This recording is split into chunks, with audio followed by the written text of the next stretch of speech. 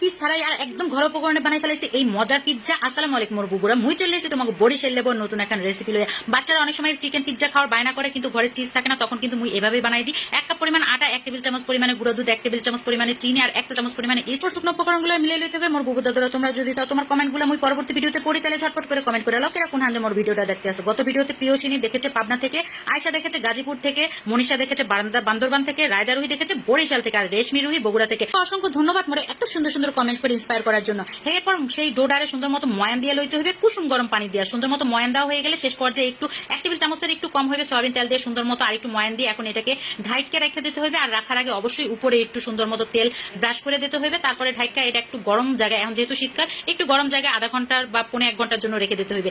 এরপর একটা কড়াইয়ের মধ্যে অল্প একটু বাটার নিয়ে লইছি, আর বাটার মধ্যে একটু তেল দিয়ে লইছি, এতে করে বাটারটা কিন্তু পুড়ে যাবে না। তোমরা চাইলে কিন্তু পুরাটাও বাটার দিয়ে করতে পারো অথবা পুরাটাও তেল দিয়ে করতে পারো। এর মধ্যে রসুন কুচিটা দিয়ে, রসুন কুচিটা যখন একটু ব্রাউন কালার হয়ে যাবে তখন এর মধ্যে দিয়ে দেবো 2 টেবিল চামচ পরিমাণে আটা, দিয়ে দেবো 1 টেবিল চামচ পরিমাণে গুঁড়া দুধ, কিছু চিলি ফ্লেক্স দিয়ে দেবো, একটু চাট মশলা আর একটু কাবাব মশলা আর একটু ধনিয়া পাতা আর একটু টমেটো সস। এখন এগুলার সুন্দর মতো একটু ভাজা লইতে হবে। ভাজা হয়ে গেলে এর মধ্যে একটু পরিমাণ মতো পানি দিয়ে লইতে হবে। পানি দিয়ে এখন এটার সব কিছু সুন্দরভাবে পানির সাথে মিশিয়ে ফেলতে হবে। যখন মিশানো হয়ে যাবে তখন এর মধ্যে দিয়ে দিব 1/2 কাপের একটু বেশি একদম তরল দুধ আর অল্প 1 টেবিল চামচের একটু অল্প পরিমাণ চিনি। আর চিনিটা আপনারা আপনাকে স্বাদ মতোই দিতে পারেন, সমস্যা নাই। যাই হোক, সবকিছু মিলাই জিলাই দুধটারে টাইনে যখনই এই সসটা একদম ঘন হয়ে আসবে তখন কিন্তু এটারে নামাই হেলাইতে হবে। এইটা হচ্ছে মোগো পিৎজার বেস সস, মানে হোয়াইট সস বা মানে আমরা চিজের পরিবর্তে যেটা ব্যবহার করবো সেটা। তারপর কড়াইয়ের মধ্যে দিয়ে দিলাম চিকেন, তার মধ্যে আদা রসুন বাটা দিয়ে দিলাম, একটু মরিচের গুঁড়া, হলুদের গুঁড়া, ধনিয়ার গুঁড়া, জিরার গুঁড়া, গরম মশলার গুঁড়া আর একটু কাবাবের মশলা আর পরিমাণ মতো একটু নুন দিয়ে সুন্দর মতো ভাজা ভাজা করে লইতে হবে। যখন একটু মশলাটা ভাজা ভাজা হয়ে যাবে এর মধ্যে সামান্য একটু পানি দিয়ে দেবো আর একটু ক্যাপসিকাম দিয়ে দেবো আর একটু টমেটো সস দিয়ে দেবো। ক্যাপসিকামটা এখন এইখানেই দিতে আসি কারণ এটা কিন্তু মুই চুলায় বেক করবো,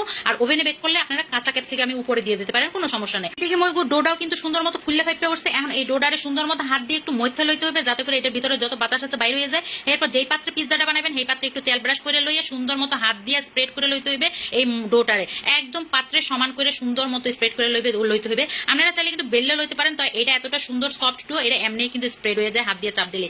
একটা কাঁটা চামচ দিয়ে সুন্দর মতো কেচে দিতে হবে যাতে এই ক্রাস্টটা ফুললে না যায়, একদম স্লিম থাকে। সেজন্য আমি একটু পাতলা ক্রাস্টের পিৎজা বানাইছি, আপনারা চাইলে মোটা ক্রাস্টেরও বানাতে পারেন, কোনো সমস্যা নাই। এতে করে পাত্রটা একটু ছোট লইলেই হবে। তারপর বেজের উপর প্রথমে একটু টমেটো সস স্প্রেড করে এরপর যে সসটা বানাই রাখছি সেটা সুন্দর মতো স্প্রেড করে দিতে হবে। তারপর যে চিকেনটা মোরা রান্না করে রাখছিলাম সেটারও একদম সুন্দর মতো ছড়াই দিতে হবে একদম। তারপরে ক্যাপসিকামটা সুন্দর মতো সাজাই দিতে হবে। এরপর একটু কাঁচা ক্যাপসিকামও দিয়ে দিছি, এরপর একটু পেঁয়াজের রিং দিয়ে দিছি, দিয়ে দিলাম উপরে আর একটু টমেটো সস। এই যে মোগো পিজার সস মানে পিজার যে বেস্ট একদমই রেডি। এখন উপরে একটু অরিগানো ছিটাই দিছি, এটা চাইলে দিতেও পারেন, যদি থাকে দেবেন, না থাকলে দেবেন না। ঠিক মই আগে থেকেই কিন্তু পাতিলটারে এখানে প্রিহিট করতে দিয়ে দিছি, মানে চুলাটা জ্বালাইয়া পাতিলটারে ঢাইকে ধুয়ে দিয়েছিলাম 10 মিনিট আগে। এখন এইটার ভিতরে কিন্তু এই পাত্রটা পিজার যে প্লেটটা আছে এটা বসাই দিয়ে ঢাকনাটা সুন্দর মতো রাখা ঘড়ি ধরে 25 মিনিট কিন্তু মুই এটারে বেক করে লইছি। আর চুলার জালটা অবশ্যই মিডিয়ামে থাকবে, একটু খোঁচাই দেখতে হবে পাশে, মানে নিচটা একটু সুন্দর মতো ক্রাঞ্চি হয়েছে কিনা বা আপনারা যেরকম পছন্দ করেন সেরকম হয়েছে কিনা। আর এরপরে উড়াই লইলে কিন্তু হয়ে যাবে কোনো রকম চিজ ছাড়া, ওভেন ছাড়া একদম পারফেক্ট একটা চিকেন পিৎজা।